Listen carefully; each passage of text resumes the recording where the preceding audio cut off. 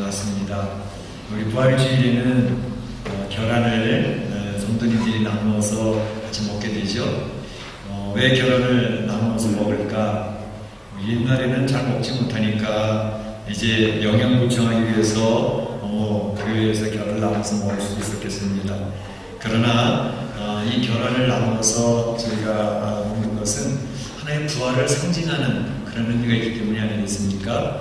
계란 하나를 보게 되면 이 안에 무슨 생명이 있을까? 그런 생각이 드는데 그냥 껍질에 쌓여있는 한 동그란 알, 그렇지만 21일간의 이제 부활의 기간을 거쳐서 그곳에서 병아리가 껍질을 깨고 삐약삐약 나오는 것을 보면서 죽어 있었던 것 같은 계란 안에서 새 생명이 나오는구나 하는 것을 시청각으로 우리가 실제로 체험할 수 있는 좋은 재료가 되기 때문에 부활주일에는 영양 보충을 위해서 계란을 하나 드리는 게 아니고 바로 새 생명의 탄생을 기억하면서 계란을 드시라고 계란을 나눠드리게 되는 것입니다.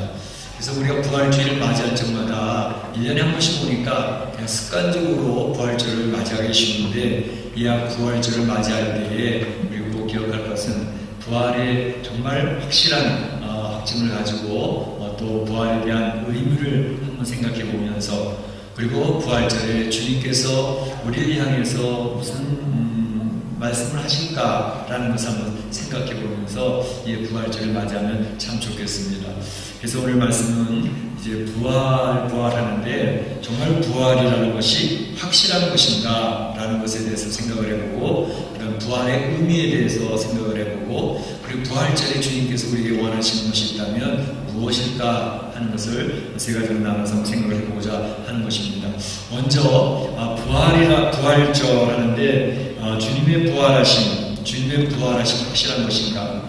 어떠세요? 우리 사랑하는 성도님들은 예수님께서 부활하셨다고 하는 사실을 확신하십니까? 대답이 없는데요.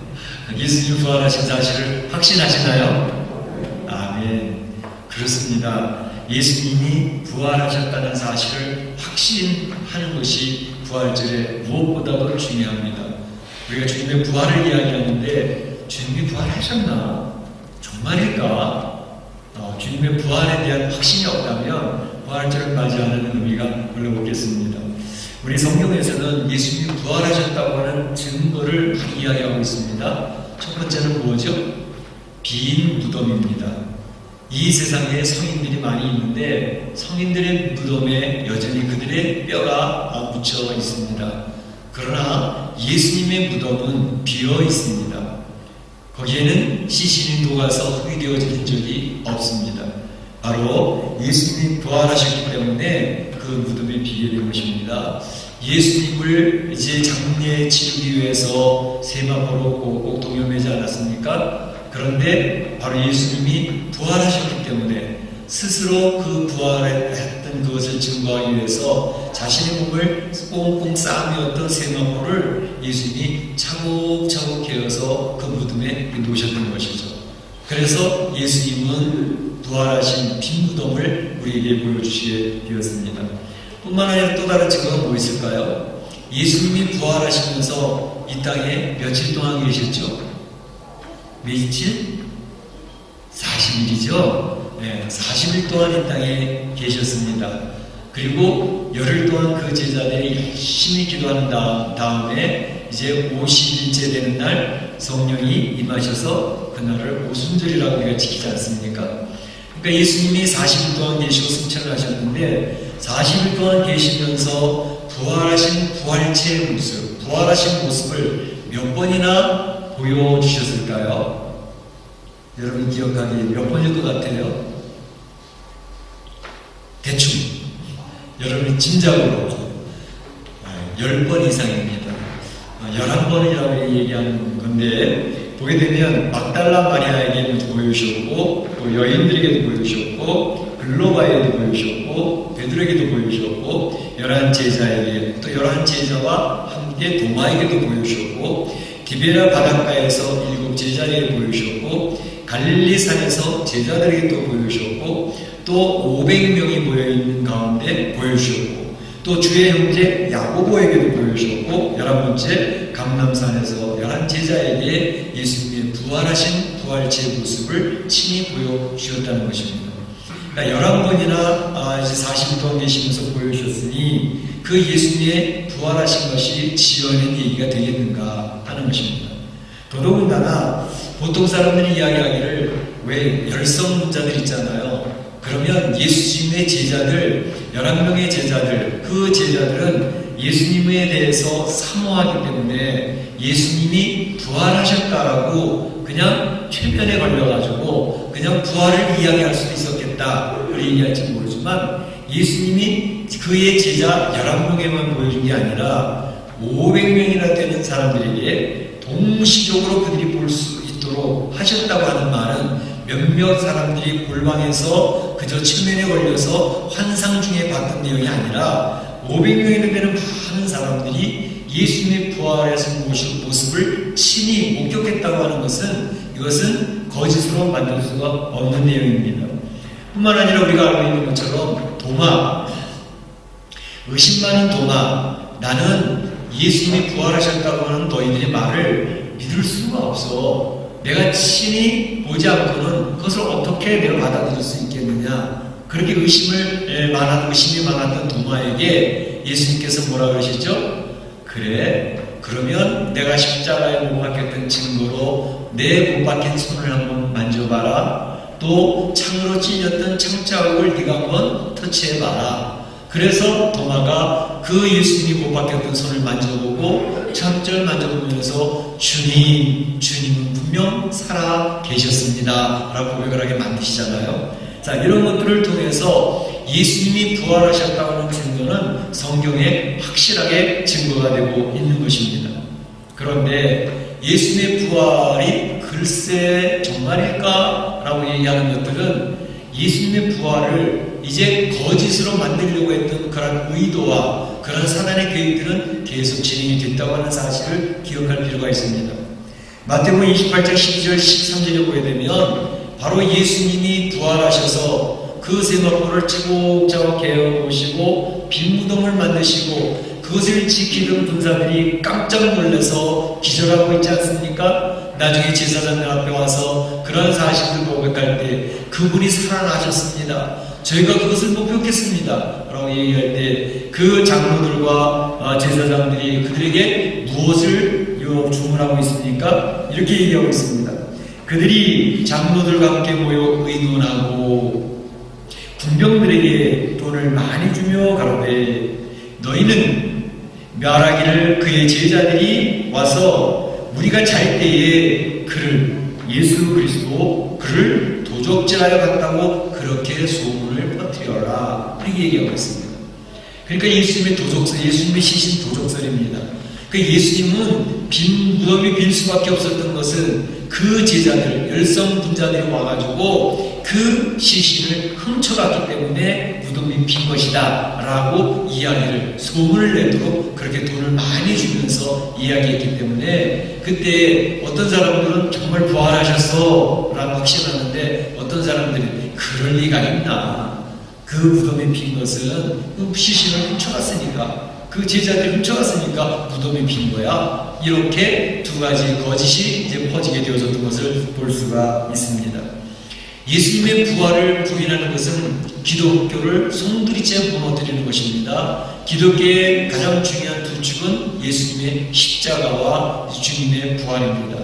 그런데 주님의 부활을 부인해버리면 그저 이 세상에 있는 많은 성인군자들의 무덤처럼 그냥 의를 위해서 죽은 귀한 위대한 인물이다 라고 끝나는 것이죠. 그러나 예수님께서 친히 부활하심으로 말미암아 이 놀라운 일을 이루었는데 그거를 부인하려고 하는 그런 식으로는 이제 그 당시에 장로들과 제사장들이 그랬고 이 역사가 흘러오는 동안에 그러한 예수님의 부활에 대해서 부인하려고 하는 작업들은 굉장히 많이 있었다는 것이죠. 이제 꽤 오래됐지만 다빈치 코드라고 하는 그러한 책을 쓰고 그런 것이 영화가 되어져 가지고 예수 그리스도를 희극화시키려는 그런 시도들도 많이 있었습니다. 그러니까 예수님의 십자가도 부인하고 예수님의 부활도 부인하면서 예수님은 실제로 죽거나 또 부활한 것이 아니고, 심지어 예수님은 막달라 마리아라고 하는 그 열심 있는 그 추종자와 함께 가정을 꾸몄고 결혼해서 자녀까지 낳았다라고 하면서 성배를 찾아가자라고 이야기하는 그러한 일들이 많이 있는 것을 볼 수가 있습니다. 곧 이 세상 사람들에게 예수님의 십자가, 예수님의 부활을 의심케 하는 그런 시도들이 사단을 통해서 지금까지 계속되어지고 있고, 앞으로도 더 극적인 내용을 가지고 예수님의 부활을 부인하게 될 것입니다. 이런 시도는 에덴 동산에서부터도 아담과 하와에게 하나님의 말씀을 의심하도록 의심을 집어넣는 역사를 하고 있지 않습니까? 그랬을 때 하와를 통해서 과연 하나님의 말씀을 부인케 하고, 하나님이 주셨던 말씀, 바로 선악과를 먹지 말라 하는 그런 말씀을 거역을 하고 그들이 눈이 밝아질 것이라고 하는 의심이 생겨서 바로 하나님의 말씀에 불순종하는 그런 모습으로 에덴 동산에서 사단의 그 의심 집어넣는 것은 성공을 했지요. 그러나 그런 사단의 계획은 사실 예수님 때에도 진행이 됐었습니다. 예수님이 광야에서 시험을 받으실 때 예수님에게도 의심을 집어넣지 않습니까? 예수님의 정체성을 부인하지 않습니까? 네가 하나님의 아들이여든 이 돌을 떡으로 만들어서 먹어봐라. 네가 하나님의 아들이거든 그렇게 해봐 라고 세 번이나 예수님 앞에 예수님의 정체성을 부인하고 예수님 스스로 의심에 빠지도록 만드는 그런 일이 있지 않았습니까? 예수님에게도 그렇게 접근을 해서 의심을 갖도록 했다면 오늘날 우리 성도들에게도 동일하게 의심을 집어넣고 예수님의 부활을 의심케 하고 예수님 십자가를 의심케 하고 하나님이 나를 사랑하신다고 하는 사실을 의심케 하고 하나님이 지금 우리가 살고 있는 계시고 이민 삶 속에서 우리를 도우시고 역사하시고 문제 풀어주신다는 사실을 의심케 만드는 그런 사단의 계략은 계속해서 지속되어 있다는 사실을 간파할 필요가 있습니다.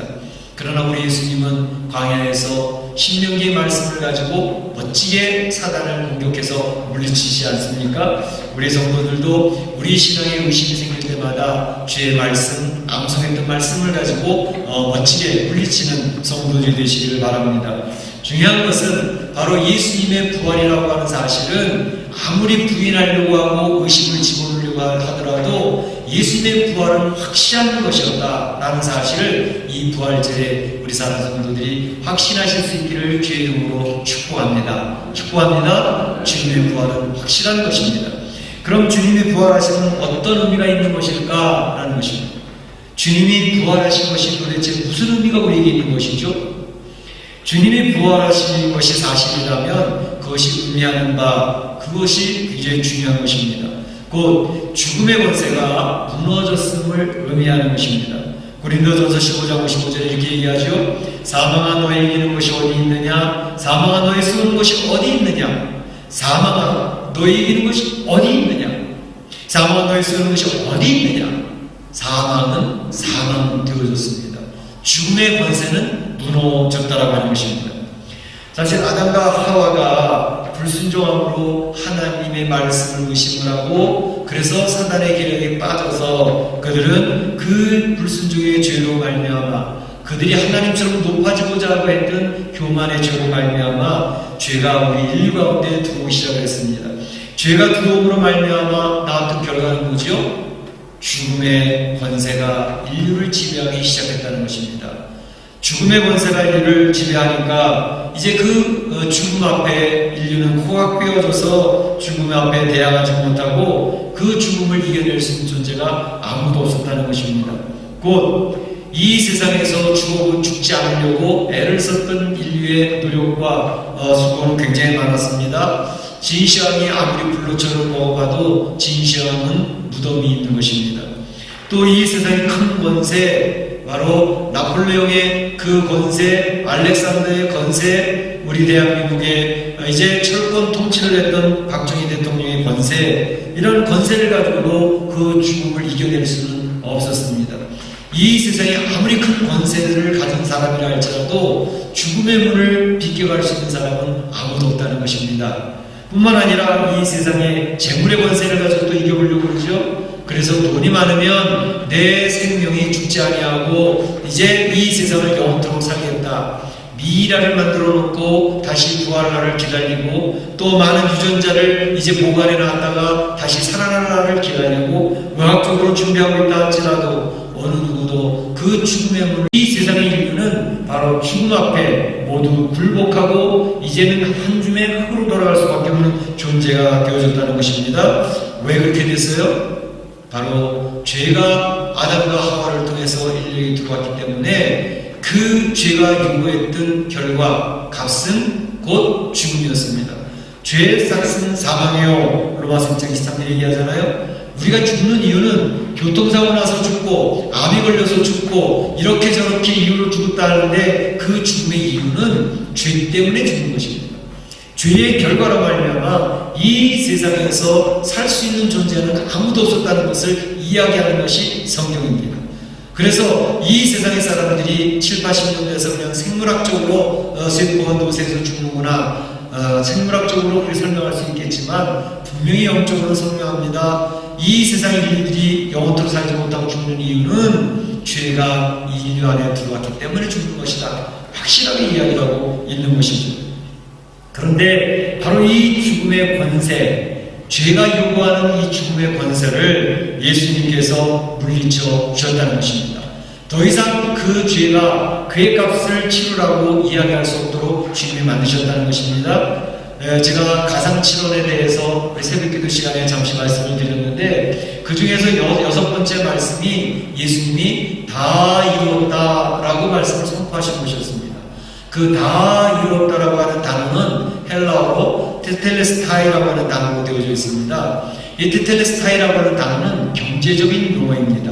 다시 말하면 채권자와 채무자 사이에서 쓰는 단어입니다.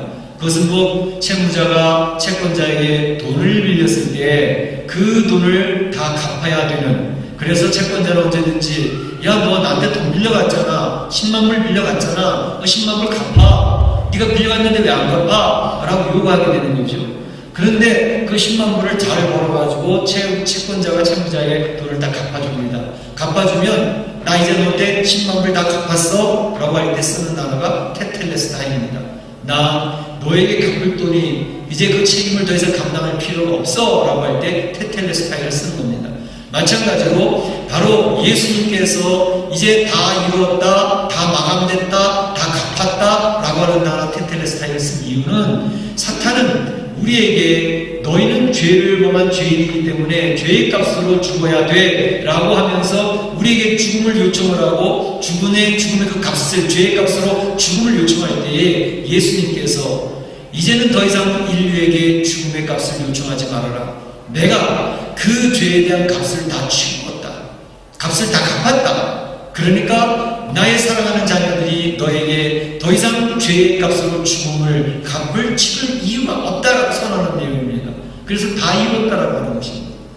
얼마나 귀중하고 얼마나 감사한 선언입니까? 그래서 이제는 더 이상 사탄이 죄를 가지고 와서 죄의 목록을 우리에게 내대면서 너는 이런 죄를 범했기 때문에 죽어야 돼, 마땅히 죽어야 되는 존재야 라고 이야기할 때에 바로 더 이상 나는 죄를 짓고 맞아, 내 안에 죄성이 있어서 늘 죄를 짓고 살아. 그런데 그 죄값을 내가 치러야 되는 게 맞지만, 내가 십자가에서 죽어야 되는 존재가 맞지만 내 대신 예수님께서 나의 죄값을 다 치러 주셨어. 그러니 내가 너한테 더 이상 그 죄의 채무를 갚을 필요가 없게 되어졌어 라고 선언하는 것이 테텔레스타입니다. 우리 성도들에게는 예수님께서 바로 너희들은 더 이상 갚을 필요가 없어, 내가 다 갚았으니까 라고 예수님이 변호를 해주시게 되는 것입니다. 그래서 우리는 더 이상 죽음의 권세 앞에 굴복할 필요가 없습니다. 사망의 권세 앞에 무너질 필요가 없는 것입니다. 그 죽음의 권세, 사망의 권세가 제압되어졌다고 하는 사실 보여주는 증명이 뭐냐면 예수님이 부활하셨다고 하는 사실입니다.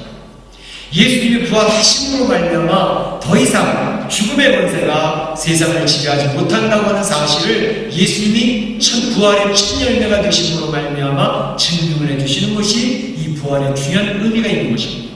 우리 사랑하는 성도들이 이 부활의 귀한 의미를 가지고, 아하, 예수님께서 죽음의 권세를 제압하셨구나, 사망의 권세를 제압하셨구나.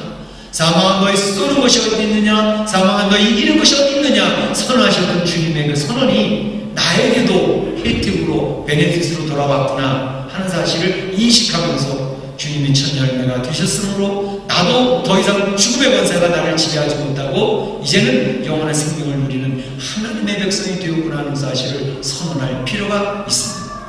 그렇게 하실 수 있기를 주의 이름으로 축복합니다. 축원합니다.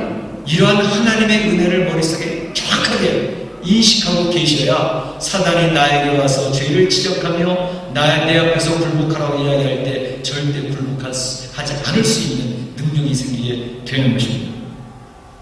바로 예수님께서 이와 같이 우리에게 이 부활의 중요한 의미를 알려주셨고 이제는 죄로부터 사망으로부터 더 이상 굴복하지 않아도 되는 존재를 만들어 주셨는데 그 예수님이 이 부활절에 우리들에게 요청하시는 요청이 있습니다. 무엇을 요청하실까요? 이 부활절을 지내면서 이 주님의 말씀을 기억하는 것이 중요하다고 생각을 합니다. 누가복음 24장 48절 보게 되면 예수님이 그의 제자들, 그의 추종자들을 이렇게 얘기합니다. 너희는 이 모든 일의 증인이라. 너희는 이 모든 일의 증인이라. 예수님이 부활하셔서 죽음의 권세, 사망의 권세를 제압했다고 하는 사실을 너희들이 증거해야 돼. 너희들이 증인인 거야. 예수님이 첫 열매가 돼서 부활하신 것처럼 나도 주님을 따르는 우리 성도들도 살아나는 존재, 영원한 생명을 누릴 존재가 되었다는 사실을 증언해야 돼. 증거해야 돼. 이렇게 요청하고 계시는 것입니다. 마태복음 28장 7절에도 이야기합니다. 빨리 가서 죽은 자 가운데서 예수님이 살아나셨다고 전하라 라고 이야기를 했습니다. 18절에도 마리아는 달려가서 그 전하기를 내가 살아계신 주를 보았다 라고 선언하게 되어줬던 것입니다. 바로 부활절의 중요한 의미는 예수님이 부활하셨다는 그 내용을 잘 기억을 하고 나도 부활의 대회에 참여한다는 사실을 확신하며 그 주님을 증거하는 데 있습니다. 우리 2000년 전에 예루살렘에서 예수님이 부활하셨다는 사실은 역사적으로 사실이었다는 것을, 팩트였다고 하는 사실을 기억할 필요가 있습니다. 예수님이 부활하셨음을 믿으면 나도 죽음 가운데서 다시 살아나는 존재가 된다. 영원한 생명을 누릴 하나님의 은혜 받은 백성이라는 사실을 확신하는 것이 중요합니다.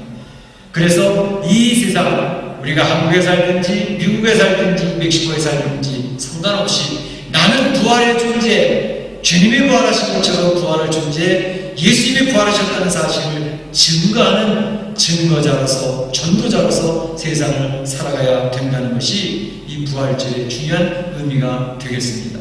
우리 사랑하는 성도들이 오늘 이 부활절에 하나님의 은혜를 받으시고 이와 같이 주님을 증거하며 승리하는 성도들이 되시기를 주의 이름으로 축복합니다. 축원합니다. 다 같이 이 시간에 기도하겠습니다. 오늘 내가 정말 부활을 확신하고 있는가 하는 것을 한번 체크해 보시길 바랍니다. 나는 부활의 확신, 부활의 또 소망이 있는가? 그 주님의 부활이 얼마나 중요한 의미가 있는 것인가? 사망과 죽음의 권세가 제압됐습니다. 주님이 부활하신 것으로 증명했습니다. 우리도 그 대열에 참여할 존재입니다. 이제 그 주님을 부활을 증거하는 자로 살아가기를 결단합니다. 같이 기도합니다. 사랑의 하나님 감사합니다.